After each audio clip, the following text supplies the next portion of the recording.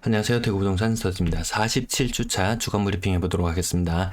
이 세대수 증가로는 늘어나는 물량은 고스란히 물량 압박으로 남는다. 그리고 은행이 이를 갈고 있다. 기존 대출자 다 긴장을 타야 되는 시점으로 보여집니다. 자, 주간상으로는 대구 한 단계 더 위로 올라갔습니다. 하락률 1위는 인천이 달리고 있고요. 2위가 울산, 대구가 3위.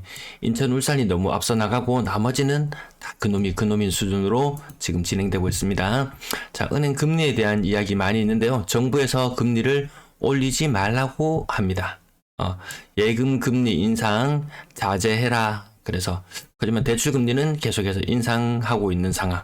금융당국에서 예금 금리 인상 제동을 걸었음에도 불구하고 금리를 인상을 한다. 그 말인즉슨 돈이 필요하다. 돈이 고프다. 은행은 돈이 고프다. 그런 상태인 것을 우리는 알고 있습니다. 왜? 급격하게 금리를 올리면서 저축은행들이 돈을 모으려고 하는가? 돈이 부족하니까 그렇죠. 자, 고정금리인데 금리 올려달라고 이런 뉴스가 있었습니다. 왜? 지금 여기 PF 관련된 사업 대출인데요.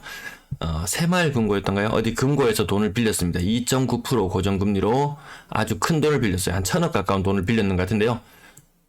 7% 금리로 바꿔달라고 은행에서 요구를 했습니다. 이런 일들이 이 PF에만 있을 것이냐? 개인에게도 분명히 전이 됩니다. 왜? 은행에서 돈을 더 마련 못하면 어떡합니까?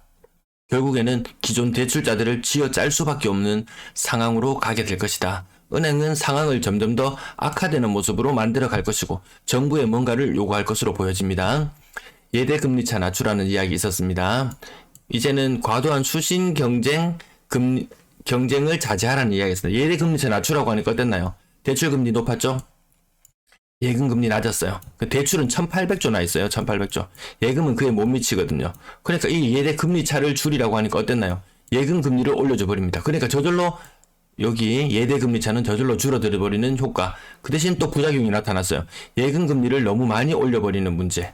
요 문제가 발생하니까 정부에서는 하지 마라. 그러면 사람들이 은행 가서 돈을 맡길까요? 안 맡길까요?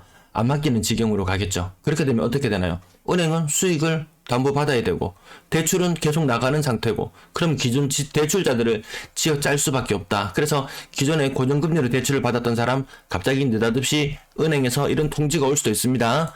나는 2% 3% 금리로 옛날에 대출 받아놔서 괜찮아라고 했는데 갑자기 변동으로 또 다른 금리를 요구할지 모르는 상황으로 합니다. 그때 되면 정부가 해결책을 마련해 줄 것 같나요? 아닙니다. 정말 각자 도생의 시대를 살아가고 있는 것 같습니다. 유동성 위기의 은행으로 번질 수밖에 없을 것이다. 왜? 은행이 돈을 못 구하니까. 은행채 발행해도 돈 안 모입니다. 금리는 꽁꽁 묶어놨습니다. 그럼 사람들 예금은 점점 안 합니다. 대출은 계속 나갑니다. 가격은 기업은 계속 나갑니다. LCR, 유동성 커버리지 비율, 은행에서 어느 정도 적정선, 아마 이게 100% 기준인지 싶은데요. 이 정도 수준은 또 현찰을 가지고 있어라 라고 했는데 예금은 안 들어오고 대출이 많아지면 이 비율이 낮아집니다. 그렇다면 은행은 건전성을 위협받게 되고 신용 등급이 떨어지거나 이런 문제들도 은행을 겪게 되겠죠. 공시동원에서 예금금리 빨리 올리라고 할 때는 언제고 이제는 금리 올리지 말라고 합니다. 정부의 정책은 아주 근시안적입니다. 새로운 정부 한 개 들어설 때마다 5년이면 족합니다. 하지만 은행은 그 영속적으로 계속 기업은 존재해 나가야 되잖아요. 그래서 이 5년짜리 정부를 믿을 것인가 아니면 기업의 생존을 위해서 노력할 것인가. 그래서 정부에서는 예금금리 올리지 말라고 했지만 은행 아까 금리를 올린다는 이야기 보셨을 거예요. 자기가 사는 게 우선이지 아무리 관치금융으로 통제를 하려고 해도 어쩔 수가 없더라. 5대 은행 기업 대출 계속해서 늘어납니다. 4조 원도 넘어서 가는데 대책은 지금 없다. 언발의 오줌 누기식의 대책밖에 나오지 않다. 그래서 이야기합니다. 시중은행 관계자 저는 이 말이 무척이나 와닿았습니다. 정부는 현재의 자금 시장 불안이 단기에 끝나는 것을 가정하고 은행에 양립할 수 없는 과도한 주문을 하는 것으로 보인다라고 했어요. 단기에 끝날 것이다. 그래서 금리도 지금 3.25% 올랐지만 많이 올라봐야 3.5% 혹은 3.7% 가면 3.75% 가면 끝날 것이다 라고 이렇게 말을 흘리잖아요. 근데 은행 관계자들은 답답한가 봐요. 정부의 무리한 요구 통하지 않는 것 같습니다. 첫 번째 어떤 단계로 된지 뉴스 내용 다시 정리해보면요. 이 관치금융이라고 하죠. 정부에서 금융권을 얽매고 있는 이런 모습들 마음대로 통제할 수 있을 거라고 생각하는 모습. 하지만 이 사기업들은 더 강력합니다. 첫 번째, 예대금리차가 너무 컸습니다. 그러니까 은행이 대답합니다. 네, 예금금리 올릴게요. 그러면서 대출금리도 같이 더불어 올렸습니다. 둘 다 올라가면서 예대금리차는 조금 줄어들었을지 모르겠어요. 하지만 기존 대출자는 더 부담스러워지는 지경으로 갔습니다. 자, 두 번째 주문이 나왔습니다. 예금금리 너무 높아. 예금금리 많이 받아주지 마. 네, 그러면 예금금리 그만 올릴게요. 그러면서 기존 대출자 고정금리에서 변동금리를 가함. 아까 보셨죠? 2.9% 금리를 7%로 바꿨던 거. 요거 PF면 비단 PF에서만 일어날 수 있을까요? 저신용자에게도 찾아올지 모릅니다. 혹은 대출을 아예 못하는 상태가 됩니다. 아까 보셔서 알겠지만 뭐 유동성 커버리지 비율이라든지 뭐 예대율이라든지 모든 게 낮아지는 상황으로 갈 수밖에 없을 거예요. 그럼 결국 대출을 중단한다. 이런 사태로 가면은 정부는 또 권오수로서 뭔가 또 대책을 내줬겠죠. 기업들은 망하지 않는 범위 내에서 은행들은 자기 살 길을 찾아갈 겁니다. 자, 금리 차도 줄이고 예금 금리도 낮춰라. 그러면 은행에서 발행하는 채권 결국 나중에 국가에서 이 채권을 분명히 또 사준다고 한다든지 또 이런 일들이 분명히 있을 거예요. 그러면 그 부담은 누구에게 가느냐? 모든 국민이 골고루 가지는 그런 사태로 또 가지 않을까 싶습니다. 인구 1000만 가정시 인천이 지금 1등으로 하락하고 있는 모습 일견 이해가 가시죠? 야, 근데 울산이 좀 수상하다. 울산이 왜 이렇게 수상하지? 살펴보면 또 일견 이해가 가는 부분이 있을 거예요. 자, 어떤 부분이냐면은 세대수 순증되는 규모. 먼저 우리 대구 방송이니까 대구부터 한번 볼게요. 올해 6,400세대가 증가했어요. 많으면 8,000세대 정도 증가한다고 볼 수 있을 거예요. 8,000세대. 세대수 증가는 이렇지만 이 세대수 증가의 상당 부분이 1인 가구일 거예요. 이 중에 실질적으로 그러면 정상적으로 아파트를 구매할 수 있는 세대수 증가분은 얼마나 되느냐? 20%가 채 안 될 거예요. 한 1,500가구 정도만 신축 아파트가 있어도 모든 게 충당이 가능할 정도예요. 왜? 원룸도 가고 오피스텔도 가고 또 다른 수단으로 가는 1인 가구가 많단 말이에요. 그 말인즉슨 아파트로 갈 수 있는 가구는 1,500가구밖에 안 되는데 아파트 공급은 2만이 넘어요. 매물은 또 엄청나게 적체되어 있어요. 당연히 소화될 수가 없는 지경입니다. 한창 때야 뭐 세대수 순증분이 뭐 2만 세대를 지금 넘어서고 막 이런 시절도 있었고 멸실도 엄청나게 많은 시절이 있었지만 지금은 둘 다 아니다. 대구 인구는 지금 현재 27,000명 정도 빠져나갔는데요. 올해가 끝나고 나면 아마 2만 명 정도 빠져나갔을 거예요. 작년에는 3만 명 정도 빠져나갔는 거 보셨죠? 그럼 전국적으로 인구 감소하는 거 우리 한번 체감해 볼까요? 전국적으로 올해 10월 달까지 인구가 17만 명 감소했어요. 17만 명? 별로 뭐 5천만 명이 넘는 인구니까 17만 명에 대한 감은 잘 없을 수 있어요. 그럼 대구 지역으로 딱 와서 봅니다. 대구의 서구 지역 인구가 16만 4천이에요. 이 인구만큼 통째로 우리나라에서 사라졌다고 생각해 보면은 야, 좀 심각하긴 하네. 요런 느낌 드실 거예요. 지금 2022년에 인구가 236만이에요. 2050년이 되면 인구가 180만 명이 된다고 했죠. 2050년이 되면 인구가 180명이 됩니다. 180만 명. 거의 50만 명이 줄어듭니다. 상상도 못할 수죠. 1년에 한 2만 명 정도씩은 꾸준히 빠져나간다고 봅니다. 말이 2만 명이지 지금은 인구 2만 명 빠져나가는 거 별로 체감을 못할 수도 있어요. 근데 5년 10년 전부터 저렇게 인구가 계속 빠지기 시작했단 말이에요. 근데 그때 빠져나간 인구가 향후 5년 10년 후에 집값을 떠받쳐줘야 될 30대 40대가 되는 사람들이란 말이에요. 그 층이 지금 굉장히 얕아져 있어요. 그 층이 두터워야지 향후 집값을 떠받쳐줄 수 있는데 향후 집값을 떠받쳐줘야 될 사람들이 수도권으로 다 떠나버렸습니다. 경기도는 인구 늘어나고 있어요. 조금 아프게 다가오는 것도 있어요. 경기도 인구 순증이 올해는 얼마 안 되는구나. 세대수 순증은 엄청나죠. 인천도 그나마 선방할 수 있다고 하는 이유는 인천도 인구가 늘어나고 있어요. 수도권 버프 받죠. 서울은 또 엄청나게 줄어들고 있어요. 수도권 전체적으로 봤을 때도 인구 감소의 여파는 영향은 같이 받고 있다. 그나마 인천은 상황이 조금 낫다. 세대수 순증 보시면은 그 2만 가구 가까이 순증하잖아요. 대구는 정말 앞이 안 보인다. 요 정도로 해석만 해봐도 이해되실 겁니다. 매수 우위 지수, 자, 뭉쳤다. 향후에 같이 지금 뭉쳤는 건 가치잖아요. 근데 인천은 급격하게 떨어져서 정말 한 달 하락하면은 대구 막 2주 3주 하락했는 만큼 그 정도 하락으로 아프게 다가오는데요. 모두 다 30% 정도 선에서 지금 키 맞추기 하고 있고 심하게 올랐던 것은 40%까지 가격이 떨어지기도 해요. 네. 그렇지만 어느 정도 키 맞추기가 끝나고 나면 향후에 인구가 늘어나고 세대수가 늘어나는 지역이 집값 상승 탄력을 더 받을 것인지 아니면 인구가 계속 줄어드는 지역이 집값 상승 탄력을 더 받을지는 생각해보면 삼척동자도 그 정도는 추측이 가능할 것 같아요. 그럼 인천은 왜 이렇게 많이 빠지냐? 인천은 매수 우회 지수는 10 전후라서 지금 다 의미 없습니다. 의미 없고요. 인천 집값은 이렇다고 보시면 돼요. 50원 하던 집값이 인천은 100원으로 뛰었어요. 그러던 것이 150원으로 뛰었어요. 요게 인천의 모습이라고 보시면 될 거예요. 요게 40% 하락하면 얼마인가요? 심하면 40%까지도 하락하잖아요. 60원 빠지면 집값은 90원 상태로 되었어요. 하지만 여전히 비싸게 느껴지시죠? 자, 대구로 한번 가보겠습니다. 대구는 50원 하던 집값이 100원으로 갔습니다. 그러던 것이 30% 떨어져서 70원을 하고 있어요. 요게 대구의 모습이에요. 대구와 인천의 모습.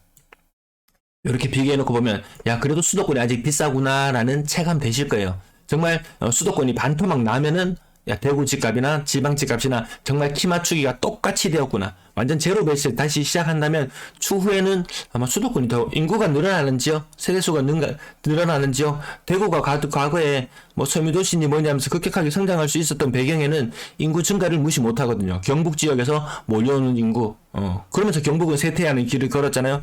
대구 1970년대 대구 인구가 100만 정도였어요. 100만 정도로 시작했어요. 그러던 것이 250만 수준까지 늘어나면서 이 인구가 늘어나면서 누렸던 그 편익을 지금은 이제 반납할 때가 다가오는 것 같습니다. 대구 마이너스 0.59 상상도 못할 수치의 하락을 지난주에 보냈습니다. 전세는 더 많이 빠졌고요. 그러니까 구별로 살펴보면 어느 지역이 많이 빠졌느냐? 죄송합니다. 대구 지역 지금 대구 지역 마이너스 0.59 인천 다음으로 많이 빠졌다. 대구는 아주 완만하게 천천히 계속 빠지고 있고 인천은 여기 무슨 색깔인가요? 파란색 보이시나요? 여기 쭉 하면서 급격하게 빠져버립니다. 만나는 지점은 비슷하더라. 전세 지수 또한 비슷하게 빠지고 있고요. 신고가 비율은 대구 지역 빨간색이죠. 5% 정도 수준 계속해서 유지하고 있습니다. 이게 의미 없는 신고가더라. 정말 한 25% 인천이 요거 잘 나갈 때 올해 초반까지 정신 못 차리고 잘 나갈 때 인천의 신고가율은 거의 30% 3건이 거래되면 거의 한 건 정도가 신고가를 나타낼 정도로 엄청나게 화랑장이었습니다. 그러던 것이 지금은 10% 정도 수준까지 신고가 비율이 떨어졌어요. 이 10% 정도 신고가 비율이라면 의미 없다. 대구에서 10% 정도 신고가 비율이 나타났을 때 시장은 전혀 움직이지 않는 상태였거든요. 주간 거래량 보시면 대구 지역 규제 해제 이후 규제 해제 조정되고 해제되고 반짝 상승은 있었지만 그대로 바닥을 기고 있다. 월간 거래량은 800건 정도 모양새를 유지하고 있습니다. 인근 부산 한번 보실까요? 부산 규제 해제되고 정말 한 달 반짝 그런 느낌밖에 들지 않습니다. 왜? 전국적으로 한 달 반짝하고 또다시 뭔가를 꿍꿍 도모해보려고 했는데 수도권 하락에 직격탄을 부산이 맞아버렸어요. 근데 어차피 수도권 하락하지 않았어도 부산은 큰 힘을 못 쓰는 모습이었을 거예요. 자, 매매 거래량 전국적으로 지금 현재 상태보다 3배는 더 화랑을 띄워줘야 된다. 대구와 인천 거래량은 비슷한 모습. 그러면 인천이 더 많이 위축되어 있다고 느껴지실 거예요. 자, 2021년부터 매매 거래량 한번 비교해 보십니다. 근래 다 죽어버렸어요. 매매 거래량이. 여기 3천 이상은 되어야지 의미 있을 텐데 의미 없는 상태로 이어지고 있습니다. 인구 1000만으로 놓고 환산해 보면은 요 파란 선을 뚫고 올라가줘야지 시장은 강세장을 나타내는데요. 지금은 약세장의 모습을 나타내고 있다. 이 약세장이 언제 끝날지는 아무도 장담할 수 없습니다. 근데 아까 정부는 마치 내년이 되면은 마치 모든 위기가 끝날 것처럼 이렇게 분위기를 스탠스를 잡고 있고 어차피 이 경기라는 것은 이 심리전이잖아요. 경기. 사람들이 앞으로 경기가 좋아질 걸 생각하면 돈을 더 쓰고 이렇게 되잖아요. 이 심리를 어떻게 살려보려고 하는 노력 정도로 저는 보고 있습니다. 내년에 살아나지 않습니다. 어제 방송에도 한번 언급드렸는데요. 2022년도는 고금리와 물가가 문제가 되고 있죠. 이 두 가지를 주로 문제를 삼는데 2023년이 되면 이제 침체와 불안과 실업과 이 모든 것들이 복합적으로 터져 나옵니다. 이 작년에 높았던 고금리와 이 물가의 영향으로 소비가 침체되고 이런 것들이 결국에는 2023년에 본격화적으로 이제 나타나려고 하는데 정부는 2023년에 모든 것이 해결될 것처럼 시나리오를 짜고 있더라. 그것이 쉽지 않지 싶어요. 불과 석 달, 넉 달 전까지만 해도 위기는 없다. 아직 위기 상황이 아니라고 했는데요. 제가 지난주에 이제 주말 방송을 한번 해볼까 싶어가지고 뉴스 자료들을 좀 긁어 모았는데 예전보다 경제 관련 뉴스는 많지는 않더라고요. 모아서 또 자료는 다 만들어놨는데 이게 영상으로 제작할지는 모르겠어요. 아무튼 그 과정 중에 나오는 이야기를 들어보면 쉽지 않겠다. 네. 거래량은 지금보다 3배는 더 화랑을 띄어야 된다는 말씀을 다시 한번 정리하고요. 전세 거래량도 전국적으로 다 줄어든다. 그냥 요 거래량이 살아나지가 않는다. 특히나 빨간불 띄는 지역, 울산 지역 전세 거래가 삐리삐리해요. 이게 지금 전세 거래가 삐리삐리하면서 매매 가격이 2등으로 많이 빠지고 있는 이유, 여기서도 한번 찾아볼 수 있겠죠. 그나마 인천은 거래량 인구 대비로 봤을 때는 인구가 늘어나고 세대수가 많이 늘어나는 지역이니까 가격은 많이 빠지고 있지만 그래도 거래량 자체는 선방하는 흐름을 보여주고 있습니다. 매매 매물 한번 살펴보실 텐데요. 전국적으로 지금 다 줄어들고 있는 모양새. 다 줄어들고 있습니다. 줄어들고 있어요. 이게 어떤 영향을 미칠지는 아직까지는 가시적으로 드러나는 건 없습니다. 매물이 줄어들면 가격은 올라간다. 이런 게 일반적인 모습이었는데요. 지금 그런 모습이 나타나지는 않고 있어요. 네, 그런 모습 나타나고 있지는 않고 있습니다. 인구 1000만으로 놓고 환산해보면 대구가 여전히 1위 자리를 고수하고 있더라. 광주가 좀 많이 올라오긴 했어요. 자, 전세 매물도 한번 살펴보실 텐데요. 전세 매물은 부산이 압도적인 1위, 인천이 2위예요. 대구는 이제 전세 매물로 봤을 때는 3위밖에 못한다. 근데 하락률을 봤을 때 아파트 매매 가격 하락률은 인천이 1위, 부산은 5위예요. 5위. 5위밖에 못하고 있어요. 그래서 제가 부산이 좀 우려스럽다고 말씀드리는 부분이 여기에 계속 있습니다. 그리고 대전 지역 매물이 좀 많이 늘어나는 모습도 보여주고 있네요. 자, 부산 얼마나 가파르게 늘어납니까? 대구는 지금 요렇게 늘어나는 것도 감당하지 못하는 모습. 6,000개에서 12,000개 정도 수준. 연초 대비 2배 정도 늘어나는 것도 감당하지 못하는 모습. 부산도 연초 대비 2배. 기울기는 굉장히 가팔라 보이고 좀 완만해 보이긴 하지만 물량 부담 자체는 여전한 것 같습니다. 전세 매물 인구 1000만으로 환산해 놓고 봤을 때 대구는 3위 수준인데요. 지금 여기랑 대전이랑 대구랑 엎치락 뒤치락 할 정도. 근래 전세 매물이 대전이 좀 늘어나고 있잖아요. 그래서 제가 대전 지역을 잘 다뤄드리지는 않고 있어요. 한 달에 한 번씩 광역시 지역을 좀 다뤄드리는데 아무래도 지금 인천이 너무나도 급박하게 돌아가고 있기 때문에 인천을 주로 다루다 보니까 대전을 따로 다뤄드리지는 못하는데 대전의 모습 결코 안정적이지 않다. 네. 수도권 하락의 여파 또 한 번 더 받지 않을까 그런 느낌 듭니다. 광주 지역 하락률이 좀 낮은 편이에요. 근래 들어서 다른 지역은 전세 매물이 좀 가파르게 늘어났는데 대전은 그나마 뭔가 조금 줄어들 것 같은 그런 느낌도 살짝 들 정도. 약간 전세 매물이 약간 이제 정체되는 모습, 네, 그런 모습 보여주고 있습니다. 네, 긴 시간 시청 감사합니다.